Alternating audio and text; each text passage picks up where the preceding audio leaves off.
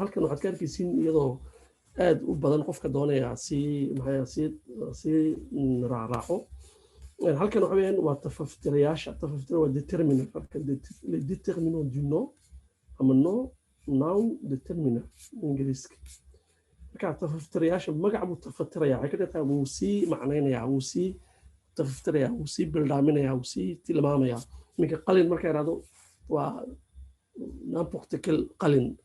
waa qalin kasta isla markaa yidhahdo qalinka waa mid isla wada garanayno determinaya qalin sariir haddaan yidhaahdo waa sariir kasta mise sariirta haddaan yidhahdo waa sariir laysla yaqaano marka qodobkaasi amba ka baad ku daraysaa markuu lab yahay adiga arkaya amba ta baad ku daraysaa markuu dhidig yahay ereygu iminka qalin ka baan ku daray waa lab waa masculine sariirta baan ku daray waxa weeyaan waa feminine marka waxaan qodobkaa magaciisa waxaa la yidhahdaa qodob aqoonsi baa la yidhahdaa naxwihii déterminant article défini iyo definite article ayaa la yidhahdaa definite marka qalinku isagana nagii soo sheegnay sariirtu waxa weeyaan waa markay tahay fale markay tahay fale sujet markay tahay yaa badan kala saaraya qalinka iyo sariirta markay complement tahayna way qaadan kartaa iyo marka le stylo la odhanayo amba qalinka the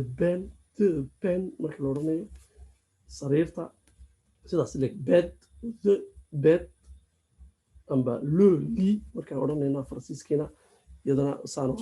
markaa qodob aqoonsi baa determinant défini iyo indéfini waxa la isla garanaya waxa la isla garanay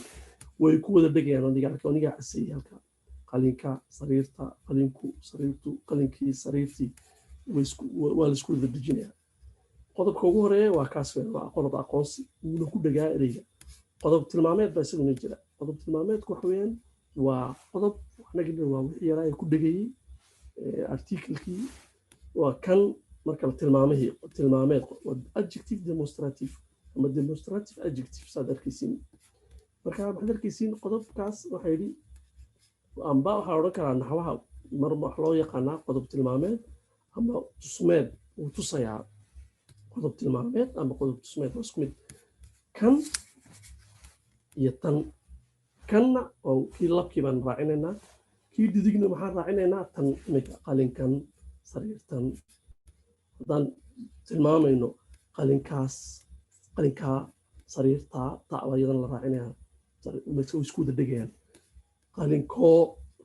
kasii fog ugu dhowaa uu fogaa kasii fog qalinkoo sariirtoo waa odhanaysaa sii dheer guri hadday tahayna gurigoo waa odhanaysaa kasii dheer qalinkeer ka garab yaalo nagii soo sheegnay sariirteer marka ereyadaayoo dhan waxa weeyaan waa qodob tilmaameed marka aan tilmaamayay iyaguna way ku dhegayaan waa lagu lifaaqayaa waa lagu dejinayaa waa lagu dhafayaa magac hadday tahay qodob weydiimeed kee iyo tee qalinkee sariirtee kee waxa weeyaan waa labka teena waa dhidiga qalinkee sariirtee waxa weeyaan adjective interrogative ama determiner interrogative ingiriiska qodob lahaansho ayaa jiro qodob lahaansho waa adjective possessive determiner wixii possessive aan waxaan lahaanshaha qodob lahaansho ayuu soomaaligu yidhahdaa isagana waa kayga tayda kaaga taada tiisa halkan waxaad arkaysaa qalinkayga sariirtayda iyadoo si kala badan qofka labaad waxaa ku odhanaysaa qalinkaaga qalinkiisa qalinkeeda sariirtiisa sariirteeda anaga soo sheeg waxaayoo dhani saad arkaysiin waqti uma hayno inaan dib lagu sii daadegno si qoto dheer haween tusaale maxaa ku dhagaa su-aasheenii magaca maxaa ku dhaga waa qodobadaa ku dhaga qodob aqoonsiga tilmaameedka saad arkaysiin qodob weydiimeedka qodob lahaanshaha intaasi magaca way ku dhegi karaan wax kale laguma dhejin karayo magaca saan u arki doono falkaabku maxaan idhahayd waa adverbiga isaga seenu qornaa markaan qorayno khaladada ka galna maxay tahay tusaale waa kaaf falkaab adverb formation markaan qorayo maxaan sameeyaa halkan baan iisoo dhigay tusaalayaal isbarbar dhigay kiwii khaladka ahaa no baa yidhi stop jooji saa u qorin yes haddii tole saa u qor baan yidhi tusaale ahaan one yaan qaadanaynaa weerda ugu sarreysa ee halkaa ku qoray weerd waa nagii soo nidhi weer amba weerd waa sentence amba waa phrase Soomaali weerda ugu horeysa eega one aad baan kuu salaamayaa aad baan kuu salaamayaa saa in loo qoro maaha adverbiga waa aniga qaybta axsaankaa ka dhigay weyn adverbigii aad baan kuu salaamayaa maxaad qoraysaa aad baan kuu salaamayaa inkastoon anigu na'da halkaa ka tegay sorry waxaweyaan na' bay halkaa leedahay markaa qorigaan iloobay aad baan kuu salaamayaa waxaweyaan aad baa waa adverbiga waa adverb ama waa falkaabe waa la kala saarayaa aad iyo baan aad baan kuu salaamayaa marka marku dhamooda qori karaysid waa inaad kala saartid waayo waa aad baanna waa qurub diiradeedkii qurub diiradeed waxaan waa baa taa waa naga soo sheegi doono baa ayaa iyo na baa ayaa iyo waa marka waa inaan kala saarno inaan isku dhejinno maaha adverbigu badankiisa uu kala qormaa qurub diiradeed waxa la yidhahdana kuma dego isagu waa inaan labo kala saartid waayo adverbigu waxaan jinsigiisa ahayn amba natuurkiisa ahayn kuma dego waa inuu gooni uga baxo iminka ma noo imani karaysaa ma noo waa inaan laba u kala saaro maaha inaad isku dejiyo saa kale waa inaan sanbasaxa ma noo imani karaysaa waayo ma waa falkaabkii adverbigii noona waxaweyaan ma annaga waa magacuyaalo magacuyaal iyo adverbi in la isku dejiyo maa waa inaan la kala saaro ma noo imani karaysaa ma noo laiskuma dejin karo halkan yes oo labaa loo kala qorayaa halkan ina fadhiisi halkan ina fadhiisi ina laba loo kala qoro adverbiga weyn ina laba loo kala qoro waayo halkan waa tilmaame waa nagii soo sheegnay waa qodob halkan hal iminka waxay noqotay waa adverbigu gooni buu qormaa af Soomaaliga haddii kale waxay noqonaysaa inuu halkan inuu sidii hadduu magac yahay dee iyo isqaadan lahayn ninka adverbiga hoos kala qoraysaa halka magaca la isku dhejinayo iyo qodobadiisa lagu dhejinayo mar kasta maxaad u qaylisaa mar kasta halkan waxaan qoraynaa mar kasta u fiirsada mar kasta iyo mar kasta halkan waa mar waxay sheegaysaa inta goor waa xilli kasta waa frequency waxa la odhanayo frequency-ga mar kasta waa inaan kala saarno ereyga maaha inaan niraahno inaan isku dhejinno maaha waayo waa falkaab amba waa adverb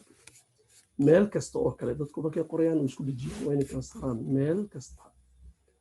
waan kaa eegay meel kasta labaa loo kala qorayaa in yar isug waa laba loo kala qorayaa qun yar soco qof baad ka leedahay dalaada loo soco waa la isku wada dejiya xaggan waa khalad waa in saa loo kala saaro qun yar u soco waa in weliba waa qun yar waxa weeyaan labada erey waxay isku noqonayaan maxay ahayd laba fal maxay u jeedaa waa laba falkaab oo laba adverbiya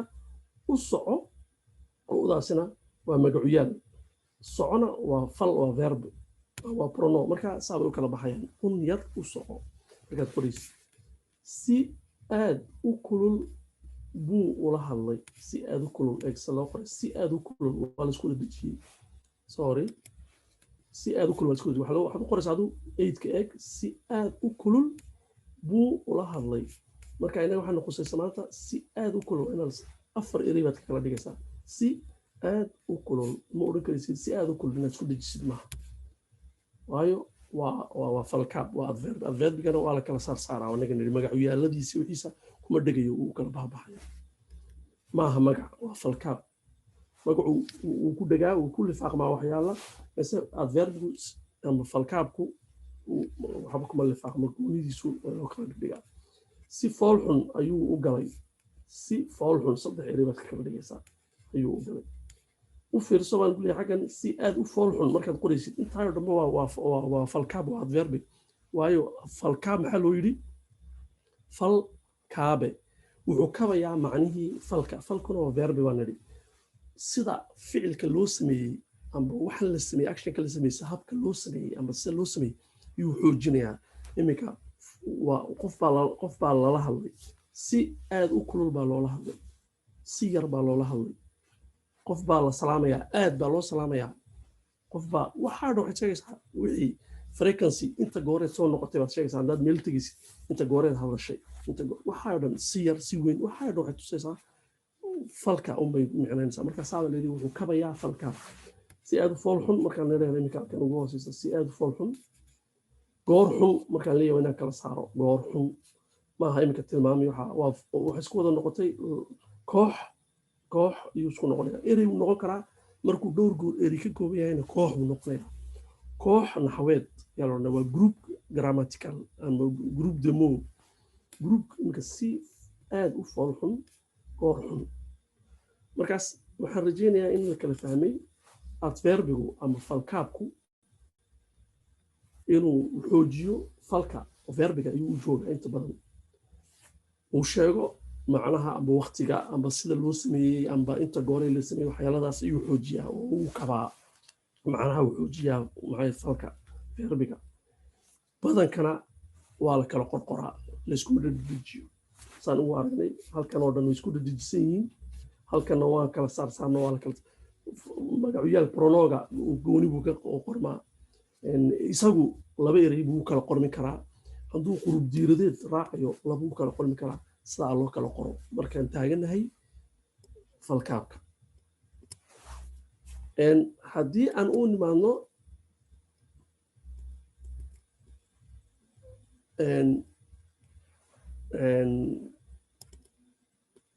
waxaa jira iyaduna markaan qorayno muxuu ahaa ayaan halkan ka tegey markaan qorayno verbiga amba falka markaan qorayno isagana see baan u qoraynaa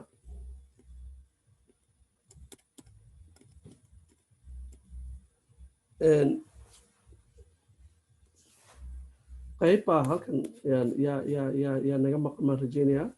aan soo diyaariyey mooyaan halkay martay bal aan halkaa ku joojinay intaan fadxi بسم الله الرحمن الرحيم waxaan ka soo hadalnay iminka falkaabka oo niri waa adverb iyo khaladada laga galo si loo kala qoro waxaa kasii horreeyey magaca ayaan ka soo hadalnay iminka haddaan aragno marka falka la qorayana khaladada laga galo halkan waad arkaysiin marka waa fal waxaa la yidhahdaa garameerka soomaaliga waa verb formationka sida loo habeeyo ayaan eegaynaa marka dadku markay qorayaan badanka waxay qoraan oo annaga stop nidhisaa in haddii loo qorin marka la qorayo way isku daraan iminka tusaale ahaan waan baran lahaa waa barashadii baranaysaa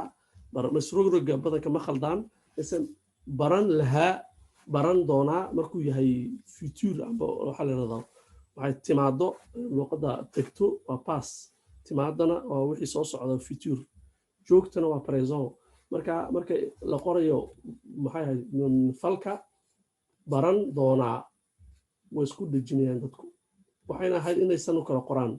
baran doonaa baran lahaa tana waa ididiilo waa la rajaynayaa rajo waan baran jiray iyaad odhanaysaa labaad u kala qoraysaa waan baran jiray inaad isku dejisid maaha waad baran lahayd baad qofka odhanaysaa waad baran lahayd labaad u kala saaraysaa maxay ahayd baran lahaydna waxa weyn inaad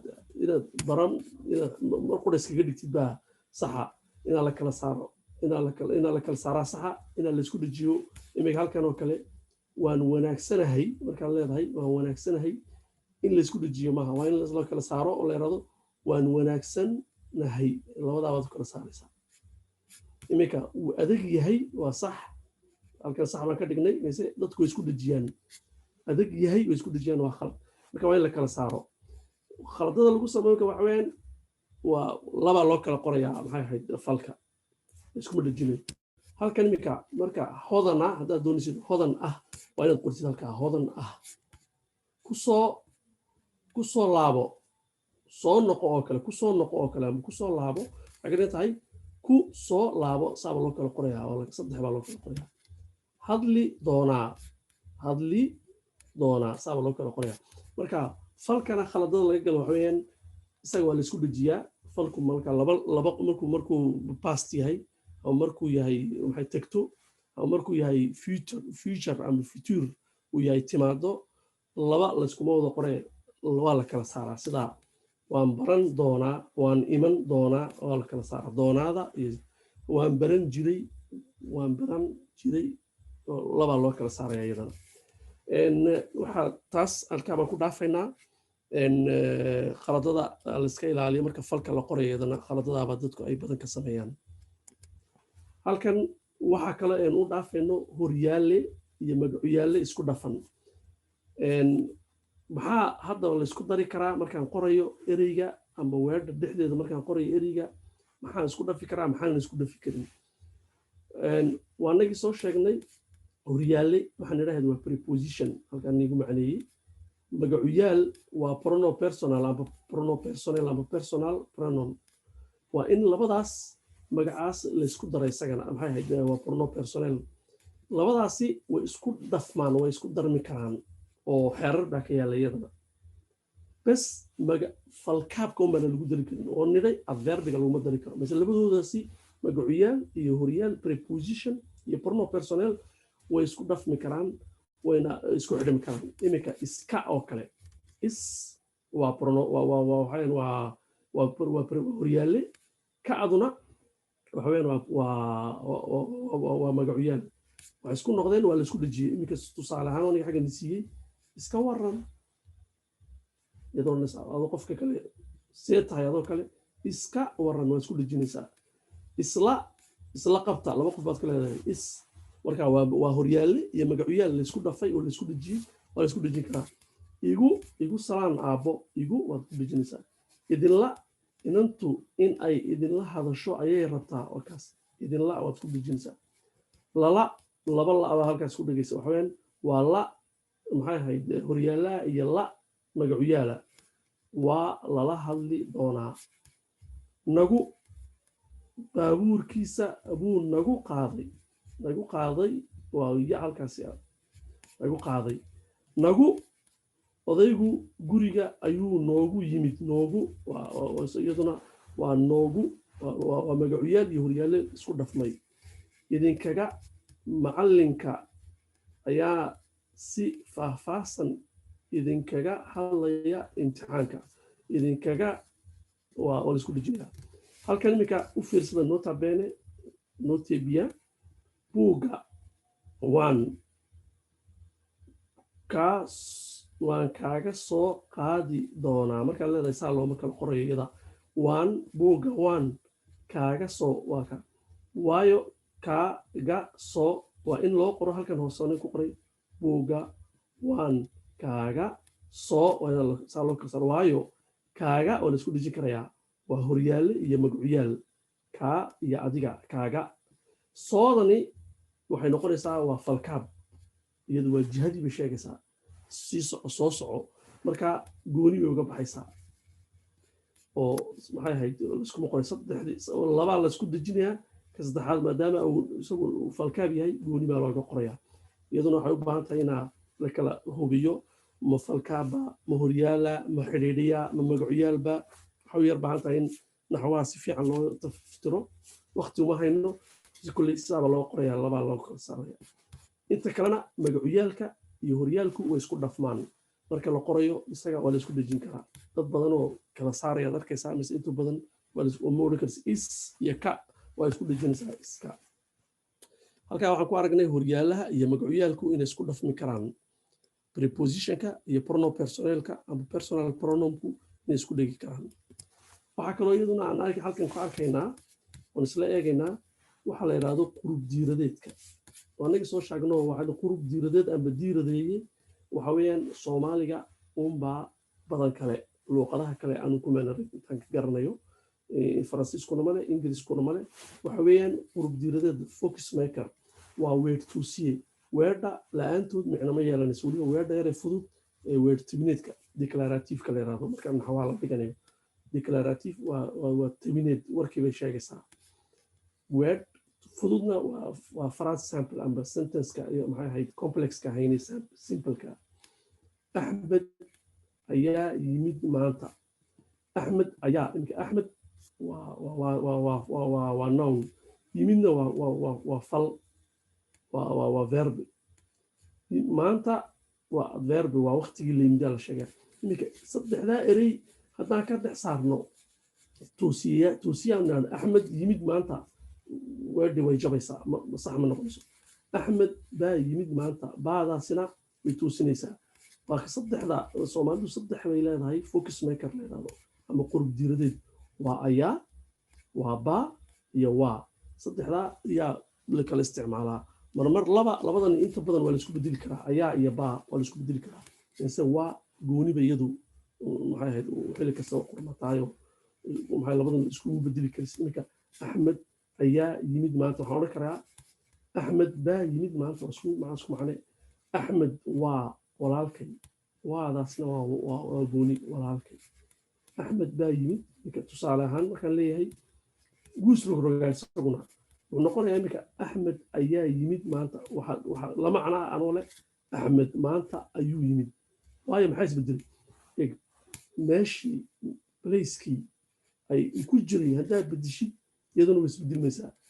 iyadana waqti kale inaan macnaynaan u baahnay mise maanta waxaan u baahannahay in la isku dhejin karo maxaan isku dhejiyey iminka waxaan isku dhejiyey ayaa unbay ahayd uudan waxa keensatay waa magacuyaal waxay ahayd axmed maanta ayaa uu yimid uudani waa magacuyaal yeeleed oo muxuu ahaa axmed bay matalaysaa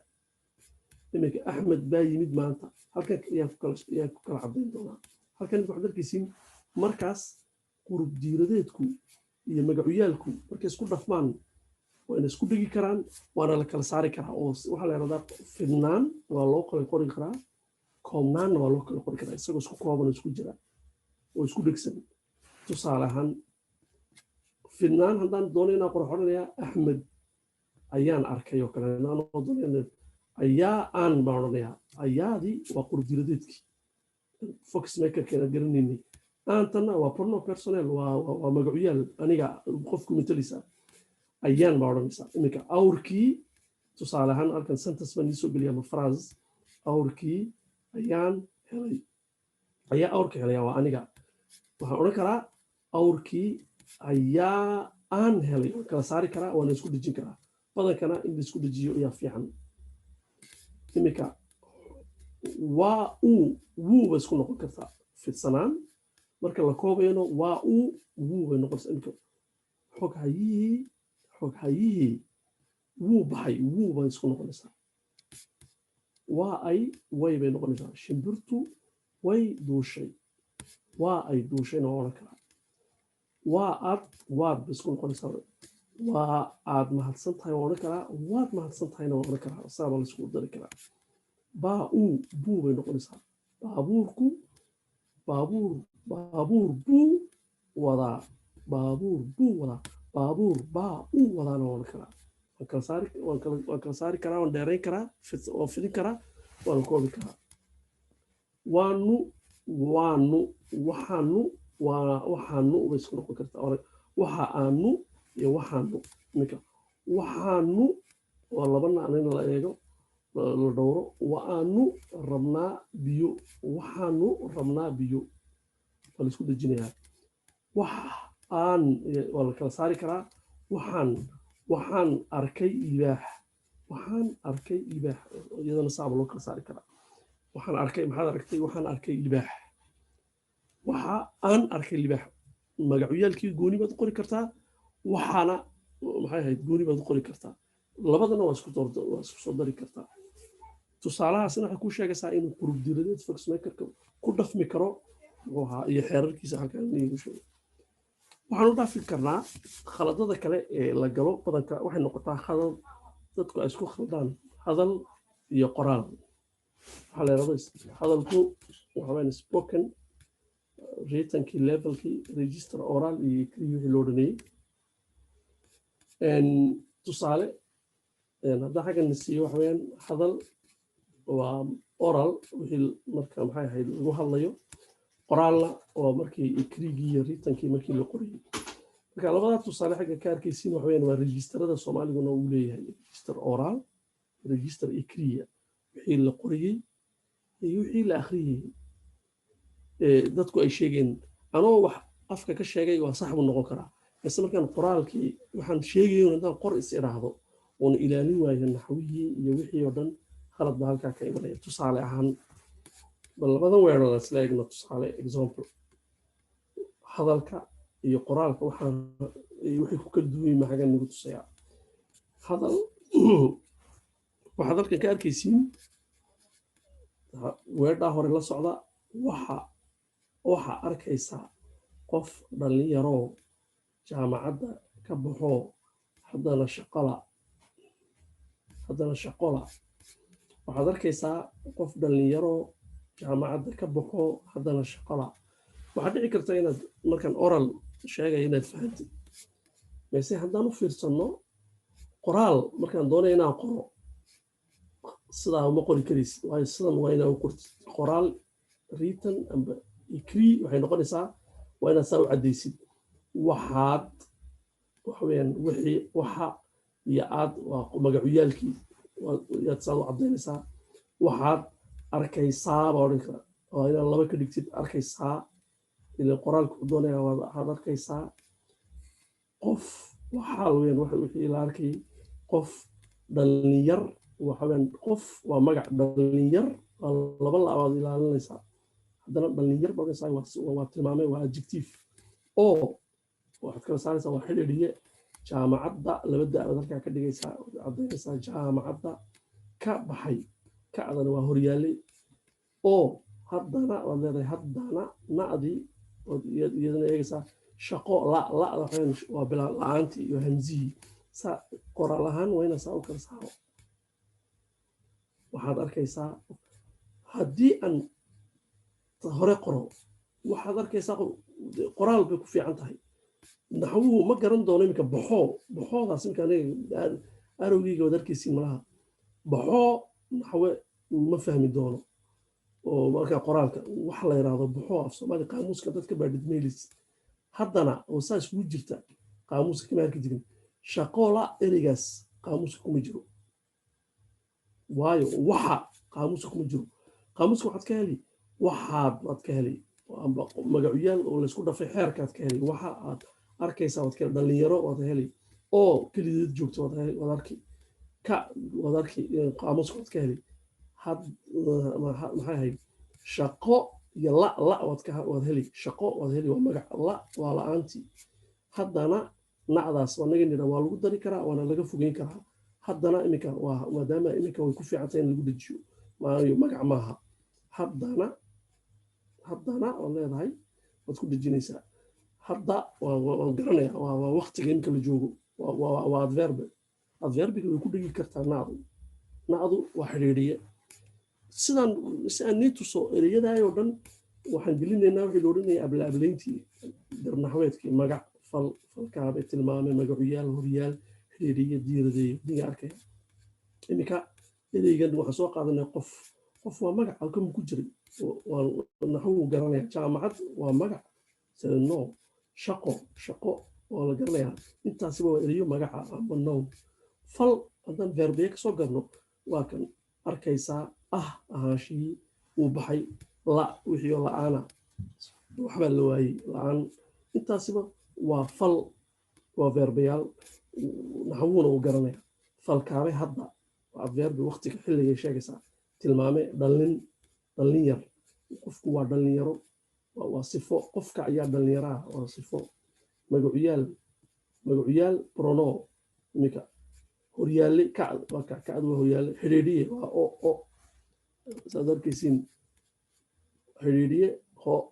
waa xidhiidhiye noqonayaan diiradeeye waxa baa iminka waxa baa ayaa ayuu noqon karaa waxa intaa dhan waxay na tusaysaa naxwuu wuxuu garanayaa erituusiyaasha waxaa sidana yaad kala garanaysaa marka waxa weeyaan hadal iyo qoraal waxa weeyaan waxaa loo baahan yahay in markaan qorayna aan kala ilaalino waxaan qori karaa ereyada naxwuu u dhan yahay hadal waxaan ku hadlayo ma qori karo waa wixii loolan jiray ingiriiska registerada amba faransiiska register oral iyo recri waa inaan kala eegno markaan qorayno inagoo sii faahfaahina tusaalayo badan baa xagga nii soo bandhigay waxa weeyaan hadal iyo qoraal spoken iyo written level register oral recri halkan waxaad arkaysaa one haddaan tagno sidee tahay haddaan doonada see tahay qofka odhan karaa waa oral waa afba mise lama qoro markaad qoraysid macnaheyga waxaad qori doontaa sidee baa tahay amba sidee baa tahay labadaa unbaad qori karaysaa tii oo fidsan oo baa qurub jiradeedkiiyo magacyaalkii baad kala saartay haddii kalena sidee baa tahay waad isku dhejinaysaayo waa koobnaantii fidsanaantii markii dhowdaan ka soo hadalnay labadaa waad kala qori karaysaa waa lay dilay haddaad leedahay waa lay dilay waa oral baad ku odhan karaysaa mise markaad qoraal ka dhigan waa la i dilay baa odhanaysaa saa wad kala saaray waada waan garanaynaa qurub jiradeed la'da waa magacuyaal i'dani waa magacuyaal kale waa lay dilay dilaydanin waxa weeyaan waa fal waxuu yimid anoo hurda ninka waxuu yimid waxa uu yimid waad isku dari kartaa waad kala saari kartaa marka qoraalka waxaa ku fiican inaad kala saartid yimid aniga oo anoodaas ma odhan karaysid taas khalad aniga oo hurda oranaysaa waad kala saaraysaa kursaa jabay kursi ayaa jabay waad kala saaraysaa kursaa jabay kursi waa magac ayaa waa diiradii ama focus makerkii jabayna waa falkii waa verbigii waad kala saaraysaa waa wiil coonahoo xun waa wiil coon ah oo xun waa inaa saa ogdo coon waa la garanayaa waa tilmaamay waa adjective ah waa fal oo waa xidhiidhiye xun haddana waa tilmaamo kale ka daba yimid saas kuma dhejin karaysid waa wiil coonahoo xun coonahoo haddaan qaadnoon gelino naxwo ma garanayo waa lagu hadlayaa naxwo wuxuu garanayaa coon waa si ah oo xun ereyadaasi oo sidooda ablaablintii naxwaha ayuu garanayaa naxwuhu oo xeerarkii halkan warsame waa nin odaya warsame waa magac waa nin oday ah odaya waxa la garanaya maaha waa lagu hadli karaa mise marka la qorayo waa oday ah wadanaysa safiya way dheer tahay safiya way dheertay maxay ka dhigantay waxay ka safiya waa ay dheer tahay odhanaysa safiya way dheer tahay wayna saa u kala saartidna ahaanshihii iyo tilmaamihii adjectivekii iyo verbigii waa labaa loo kala qorayaa maaha inaa isku dhejisid waa adjective dheer tahay waa ahaanshihii gurigu wuu yaryey waxaa odhanaysaa gurigu wuu yar yahay inaa saa u kala saartid waan iska ladanahay waa aan iska ayaa ka fiican inaad saa u kala saartid waa aan waad odhan kartaana waan waad odhan kartaa labadaba anagii soo sheeganay way bannaan tahay iska waa la isku dhejin karaa way bannaan tahay ladanahay waa weyaan iminka ladanay waxa weeyaan ladanahay waa la isku dhejin karaa maadaama qofka ugu horeeya tahay ama ladan ahay labadaba waa la qori karaa labadaasi waa sax qofka ugu horeeya unbaa isku dhejin karaa waa ladanahay waa ladan ahay waad odhan kartaa baa leeyahay aan seexanay nalka naga demi odhanaysaa aan seexanno waad kala saaraysaa waa seexanno waa fal waa xidhiidhiye nalka waa magac laysla garanayo qodobkiisii wata waa tariiga inaga lama odhan karo inaga demi gooni baa kusaasa nagadaasi waxaa ka maqnayd inaga waa la saxay taana haddii aan ogaan lahaa ma imaadeen haddii aan bay dadka qoraan waxaa weeyaan inaad qortid markaa qortid haddii iyo aan haddii anigu weeyaan haddii aan magacuyaal weeyaan haddii aan ogaan lahaa waa inaad kala saartid ma imaadeen haddii aan ogaan lahaa ma imaadeen marka waxaa kutusaysaa waxyaalo badan oo markaan hadlayno noo bannaan inaanu qoraalka xeerarkii kala ilaalisid ablaablayntii baad ilaalinaysaa labadan xeerkii baad eeganaysaa ma la isku dari karaa mise la iskuma dari karo haddii la isku dari karo isku dar haddii fidnaan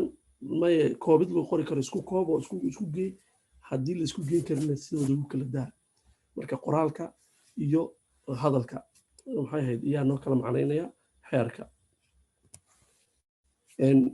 aad baad u mahadsantihiin halkaas ayaan muxuu ahaa kusoo dhamaynay